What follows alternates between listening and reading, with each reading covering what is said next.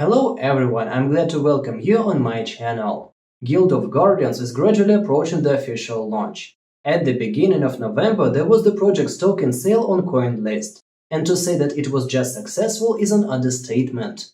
In the coming months we can expect a lot of announcements and gameplay trailers of the game.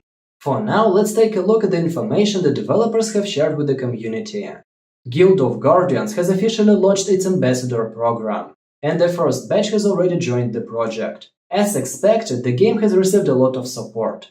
According to official data, the program has received more than 1,200 applications. Interest and support for the game are simply overwhelming. The developers received over 6,500 applications and over 230 appeals for early access whitelist. After all applications were reviewed, the team distributed over 7,300 NFTs to its eligible followers in the GOG community.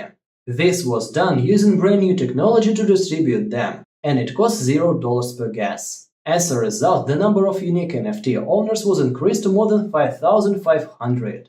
In October, there was a second and in November a third round of sales of heroes. In total, the project earned more than $160 million from these sales. Part of the capital raised will go directly into the game, which will allow rapidly ramp up development, significantly increase marketing efforts, hire key employees to further develop the game. After the end of the auction, we found out that the average cost of NFTs was $14. This means that they are completely affordable and are low cost due to the minting without gas.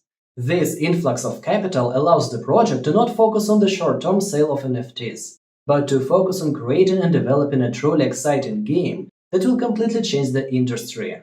NFT is great, of course, but Guild of Guardians is first and foremost a game. At the moment, the project is in active development, and something is constantly changing. Recently, it became known that at the time of soft launch, players will have access to two main systems for guilds: raids and crafting. Raids are asynchronous battles with bosses. They are made for 16 players, and are organized by guild leadership and provide players with unique rewards that are crucial to game elements such as craft and strength development. Each raid will have a number of requirements that are recommended to be met before starting the raid. A minimum strength level for all 16 members. Recommended roles for all 16 members. Recommended contribution for guild members who are unable or unwilling to join the raid. These contributions include donations of resources, supplies, and completion of dungeons. When all recommendations are fulfilled, the guild leadership can start the raid. When the raid is complete, all guild members will be notified and receive rewards. A recording of the raid will become available to the entire guild for viewing. A guild can only make a certain number of raids per week.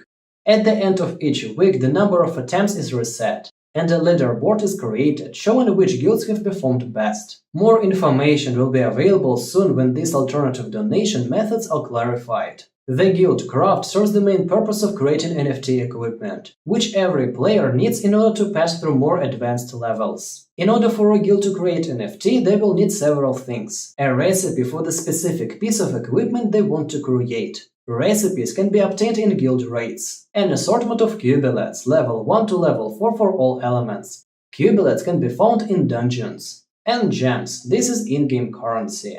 They can be earned by completing daily and weekly tasks. After receiving the recipe, the guild leader can begin making equipment. As soon as preparations for crafting begin, all guild members may start donating cubillets and gems to start minting. Once the minting has begun, the timer begins to count down. The timer depends on the rarity of the NFT being created. When the timer reaches 0, the gear is automatically put up for sale. The initial selling price and other parameters can be adjusted by the guild management. When the item is sold, the income from the NFT is automatically divided among all contributors. That's all for now about guild functionality. Of course, this is just the beginning, and needless to say, the developers have a lot of cool ideas that will be announced before the soft launch of the game. There are many more details to learn, and we, like more than 200,000 people who pre-registered, look forward to the official launch of the game, and hope to know as many details as possible in the near future. That's all for today. Remember that this video is an introductory one, and you alone are personally responsible for all your actions. Thank you for your attention. See you in the next video. Bye, everyone.